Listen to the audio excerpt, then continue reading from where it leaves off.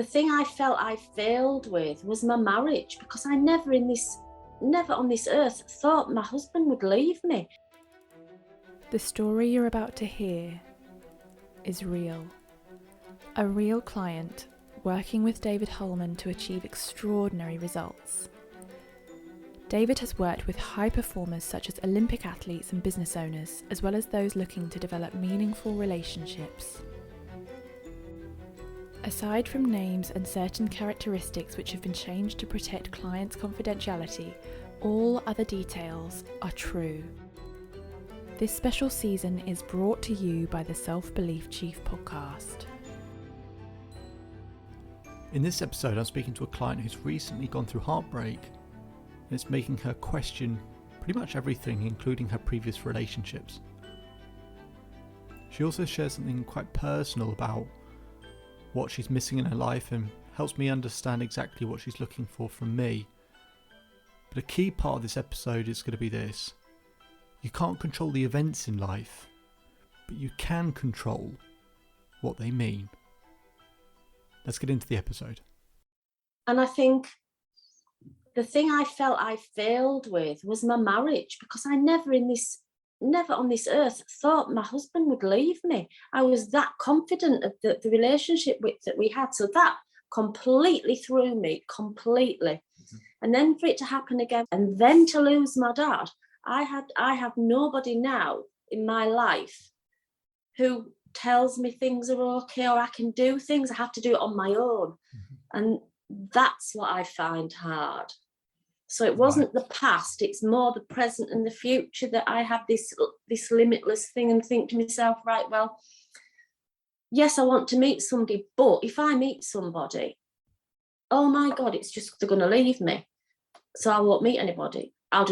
Because I can look after myself, I can have my yoga, I can do a lovely time. But then I think, well, no, that's really crazy because I'd had a better time with somebody. But then I have this thing, but yeah, it's just going to turn out shit. And I haven't got my dad to say to me, no, just jump in and go and have a go. Because he would say that. I'll ask you a question. Having just heard the client say that, what do you think she needs from me?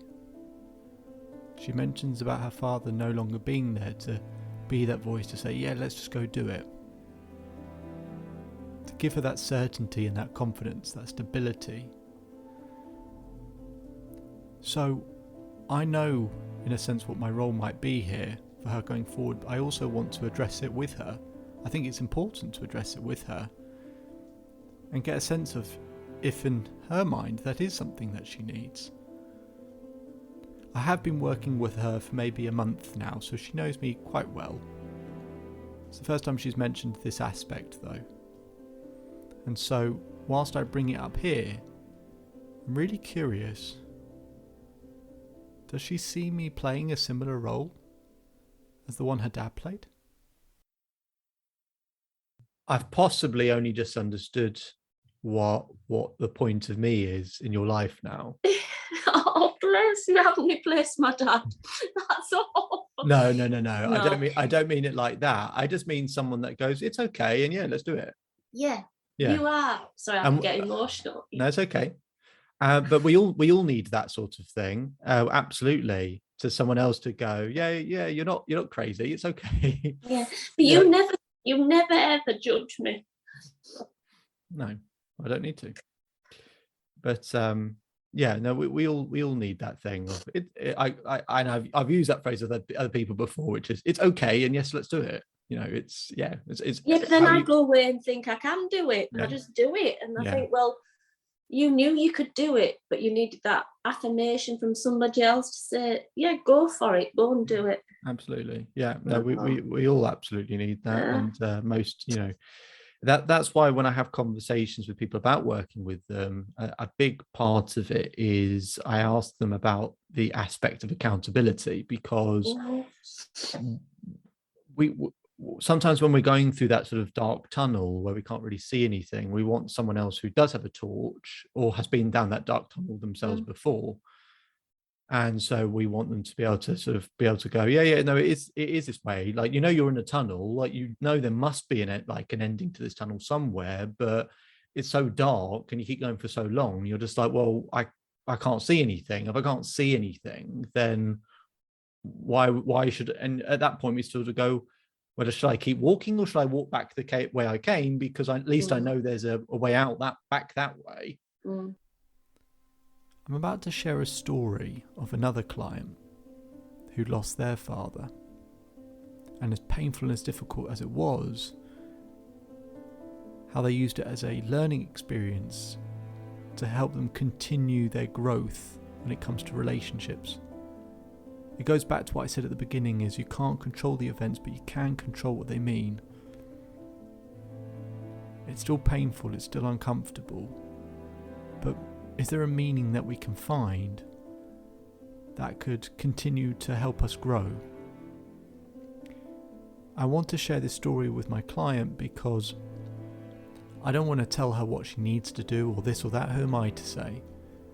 But if I can share a story of what someone else has done, she'll indirectly place herself in the story just to open up some possibilities of what she might be able to do and how she might be able to grow in the future.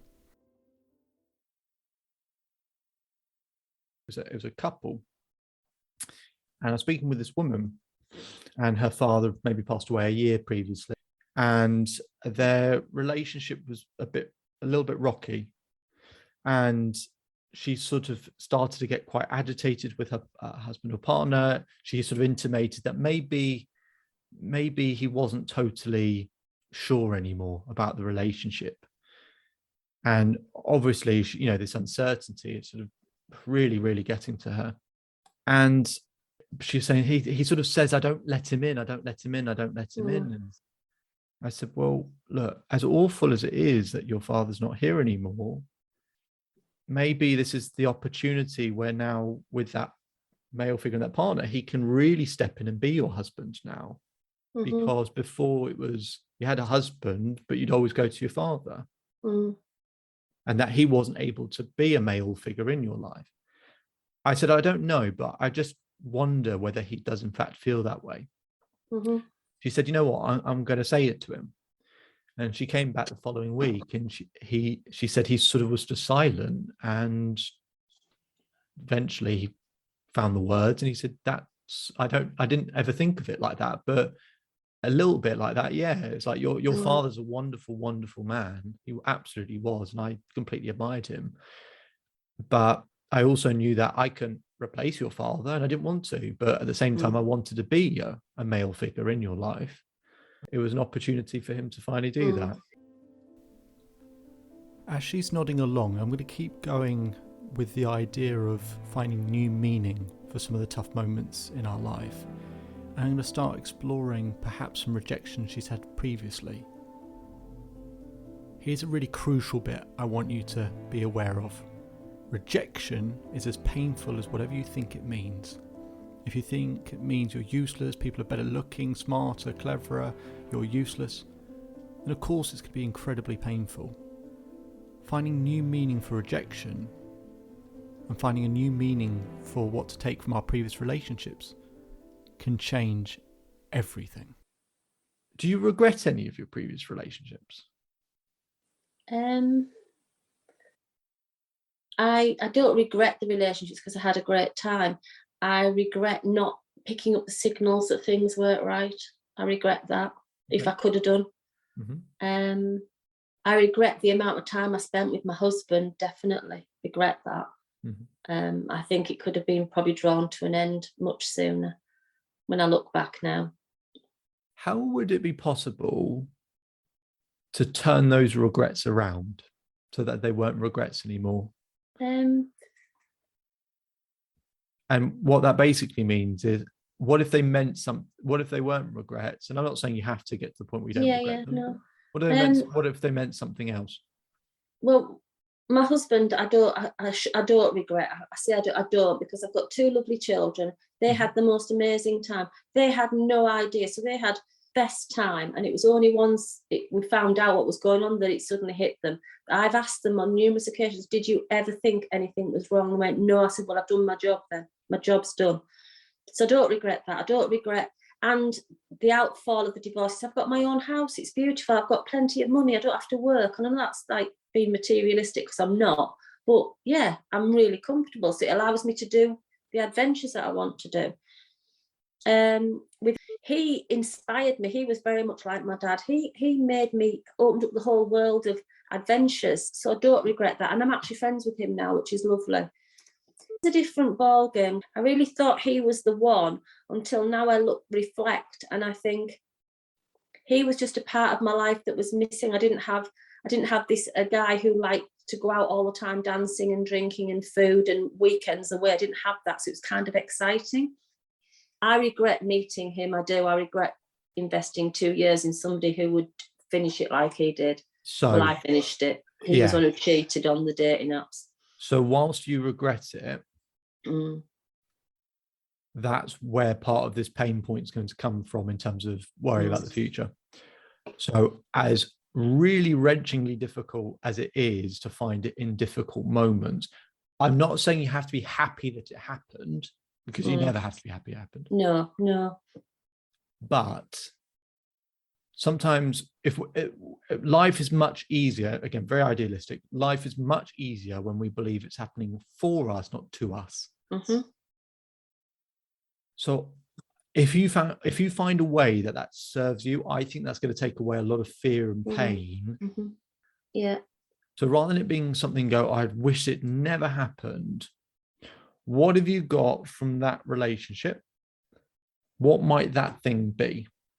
Yeah, it's made me aware of the pitfalls of dating apps, and I look at my friends and I've tried to advise them because of what happened to me. So yeah, that's kind of made me very, very wary. Not wary in a good way though. I'm able to read people better. I think if I hadn't had the experience, the couple of guys or the few guys I've been talking to, I probably would have met them, but I didn't, because I wasn't 100% sure. And I thought, no, I'm not investing in these people. I'm not sure about them. So it's kind of taught me to be a bit more careful, I think. Ask better questions, not interrogate people, and actually go with my gut and think, no, it's not right, this. So yeah, no, I don't regret meeting any of them. I don't regret any of the things I had, because I had great times. What do you think are the benefits of changing that meaning and that being reinforced day after day after day after day, instead of saying we have regrets, wish this never happened, that actually there was purpose, there was reason, there was meaning, there was growth, there was learning, that actually for the opportunity and the time that really matters, we'll have developed all of these tools and resources that can help us really maximize not only our potential, but take advantage of all the opportunities, the best ones, when they present themselves.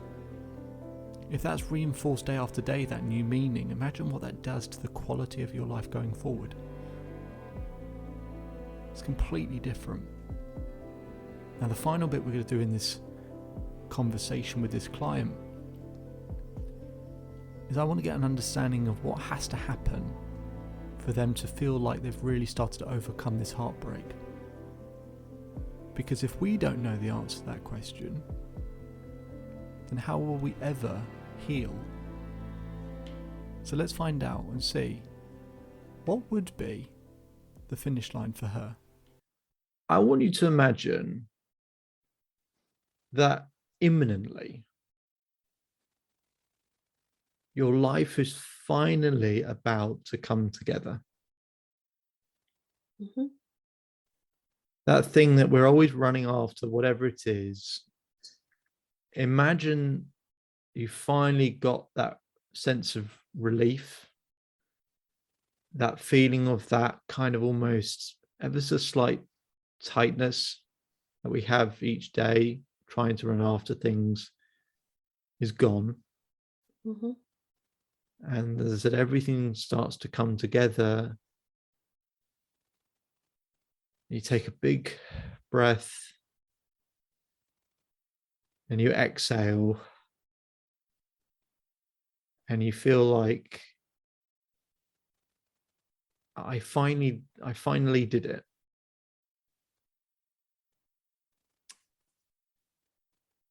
If you're imagining that, what has to happen for you to feel like you've crossed that particular finish line? Whether we ever cross it, I don't know in reality. I think the measure for me is when I wake up on a morning and not think about me. So if I can just wake up on a morning and put my music on or go for a run, do my yoga, get my breakfast and smile, I'll know I've cracked it. So when I wake up and not think, right, okay, so what we're going to plan today. So the reason I'm delighted that you've just given that answer, then I'm thinking, now that doesn't usually happen, because by the end they don't have a big answer. But when I start working with people, they'd have a very big answer to that question of crossing that finish line. Something quite big and monumental would have to happen for them to feel like it's the finish line. Mm-hmm. For you to say it's getting up, perfect. Yeah. Life is a hell of a lot easier when actually we're able to tick things off, especially first thing in the morning, tick things off straight away to be in a good place. So I'm delighted that was the answer to the question. Yeah. Okay. And I do feel I am. Some days I am there. Some days I have that feeling. And it's only when I'm like driving to work and I think, I haven't thought about the situation I'm in. How fab is that? And I have my music on full blast and I'm driving to work and I walk into it. They're going, oh my God, what have you been doing this morning? So I do have more days like that than days that I don't have. Yeah. So yeah. Great. You probably heard the client pick up a little bit there, didn't you? Their energy picked up, their tone of voice changed, there's more enthusiasm. And I think part of that is when she had a clear idea all of a sudden of what healing actually looked like, she realised that she'd actually been accomplishing that on occasions. That maybe she's doing better than she thought. And that maybe there is some hope there going forward that she will be able to heal.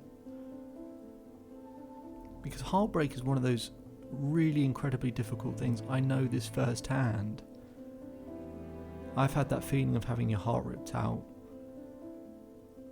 I've had periods where I couldn't get out of bed for days and days and days. I had one occasion where I was about to give a present to my partner. We were sat in the park. I'd just got a new job at the time. I turned to go and pick up the present and give it to her, and as I turned, she said, "David, I'm having doubts." I remember just freezing, not knowing what to do, what to say.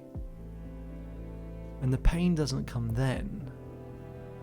No, the pain comes later, the real pain.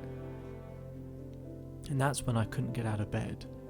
I didn't want to do anything. I didn't want to function. I didn't want to see anyone, do anything. And I help people deal with heartbreak all the time, and there's lots of different aspects to it, lots of different stages, how to change the hormone balance, the focus, the mindset, achieving certain targets. But one of the really crucial things is finding a new empowering meaning for the difficult moments in life, because that is what can help completely reshape your life. In the series finale, we're going to revisit with this client to see actually how she's doing. By that point, I've been working with her for quite a while, and I think you might be amazed with the results and the turnaround. So we look forward to speaking with her again. In the meantime, we've got other clients in the next episodes that we will be catching up with. My name is David Holman. If you change today, today will change your life. So enjoy the rest of your day, enjoy the rest of your life, and I'll speak to you again soon.